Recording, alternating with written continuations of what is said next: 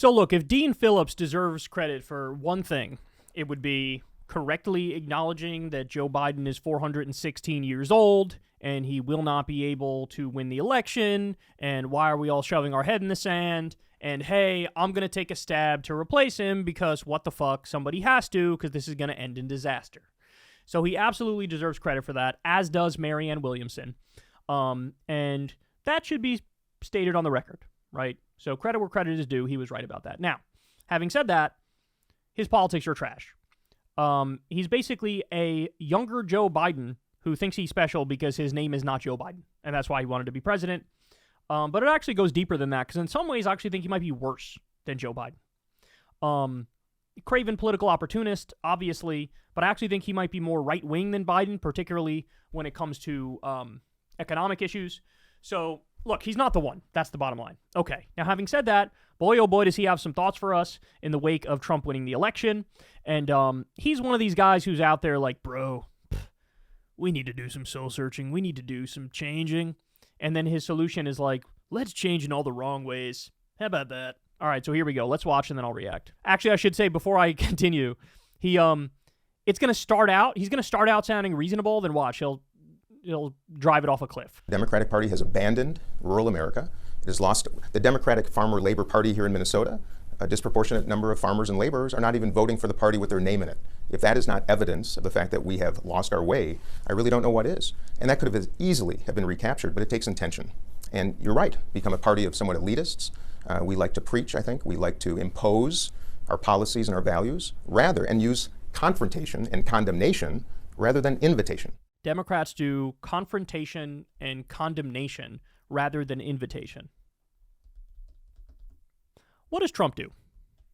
Is Trump welcoming to Democratic voters? Is he welcoming? He's welcoming to the ones that kiss the ring and kiss his ass and say, you know what, you're right about everything. People like RFK and people like Tulsi Gabbard. But how does Trump treat the average Democrat?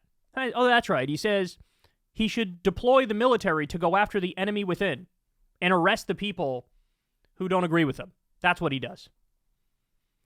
This is part of my frustration, is that, so there's this notion of like, however accepting the Democrats are, however big the tent is, the tent needs to be even bigger, and we need to be even more accepting. And it's like, you already had fucking, from Bernie Sanders to Dick Cheney, that was already your tent, and you fucking lost. Maybe the problem is, you don't stand for anything concrete enough. Maybe that's the problem. Maybe it's got nothing to do with how big the tent is. Maybe it's got to do with, if you build it, they will come. Well, build what? Something you actually believe in and will stand on and will fight for. A narrative, a story, a policy vision. That's the issue. It's not, be nicer to people who think you're a fucking asshole. Remember, at the MSG rally, a speaker came out before Trump, and he said, Democrats, quote, the entire party are lowlives, Jew haters, and degenerates. Nobody in the media talked about it even for a split second. The Tony Hinchcliffe thing was the squeaky wheel that got the grease, but nobody even thought like, hey, that's outrageous. You just called half the country fucking lowlives and degenerates. So in other words, Republicans can use as vicious of language as they want against their opponents, but if a Democrat does 1/10 of it, oh, you have to stop and be more inviting. Why? No, you don't. Just fucking represent something. That is the worst recipe for success in business, in life, and certainly in politics, is condemnation. And until my party recognizes that we have to welcome people in, that we have to celebrate this, the MAGA movement and people who are just angry. We have to celebrate the MAGA movement. Excuse you? Celebrate this, the MAGA movement. Nah, that's it. I'm done with him. This is literally like, if you can't beat him, join him. That's what he's doing here. This is the capitulation mindset. This is Bill Clinton in 1992 basically coming up and saying, you know what? Reagan was right about everything. That's what this is.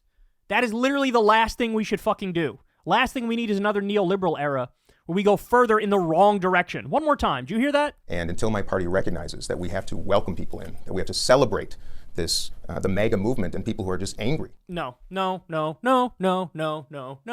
have to celebrate the MAGA movement. You have to fight the MAGA movement. You have to resist the MAGA movement. Yes, they're angry, but their anger has been scapegoated.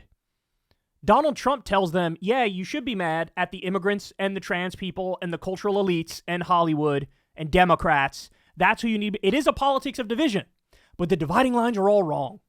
The dividing lines are a fucking trick. It's called divide and conquer. It's the oldest trick in the capitalist book. The oligarchs and the billionaires go, yeah, hey, working class white man, you should be really mad at that immigrant. Why don't you put all of your anger at him?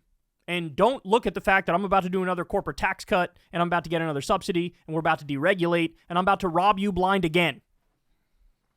That's the problem. No, you don't accept MAGA. What fucking weak bullshit is this? But this is what happens when you have no ideology, right? He's just like, how do I get into power? How do I remain relevant? I don't know. MAGA won big. I guess I got to become half MAGA. That's the idea. That's what he wants to do. Fuck no. Get out of the way. Not a chance. Not a chance. Jesus Christ, this is dark. We have to celebrate this, the MAGA movement, and people who are just angry. It doesn't make them people of low character or racists or bigots or anti-Semites. It just means people are frustrated, and we condemn them. Does it make them of low character, or does it make them bigots if they say they want to do mass deportation of 10 to 20 million people, including grandmas and children? Do you condemn that? Or because you want to have a big tent and you want to be above the fray, and you want to listen to people instead of judging people, do you hear that and go, okay, mass deportation it is? This is fucking spineless bullshit. Invite them. And that is the most profound lesson I've learned, and I want to remind my party that that's the way forward. So the way forward is to just listen to MAGA. That's the way forward. This is fucking horseshit, man. I'm so sick of these politicians. I'm so sick of them. This is weaselly, slimy garbage. The reality is Dean Phillips can't come up with a counter answer to Trump's narrative because he doesn't believe in anything. You know who has a counter narrative? Bernie Sanders does, and he's correct. The counter narrative is the problem is not the immigrants. The problem is not the trans people. You've been misled. Your anger has been misplaced. The problem is the billionaires and the corporations and the big money donors who've bought our government, rigged it in their favor and against you. And I'm going to represent you. I'm going to fight for higher minimum wage. I'm going to fight for universal health care. There was a minute where Dean Phillips pretended to be in favor of universal health care when he ran because he thought it was popular, right? But he doesn't actually believe in it. That's the answer. The answer is a divisive politics along class lines. The haves versus the have-nots. The owner class versus the working class. That's the dividing line. If you can't flip that narrative, I don't want to hear from you. Just fucking go ahead and put the MAGA hat on and go on the other team. I don't want to hear from you. I'm not fucking interested in the let's hold hands and sing Kumbaya and then everything will work out. No. This is a I believe in nothing response. I guess I'll agree with you and half be in your camp because I need to listen and I need to be more willing to understand our tent's not big enough. And how much bigger do you want to fucking be? It was Dick Cheney to Bernie Sanders. What do you want? What do you want? Unbelievable. Unfucking believable.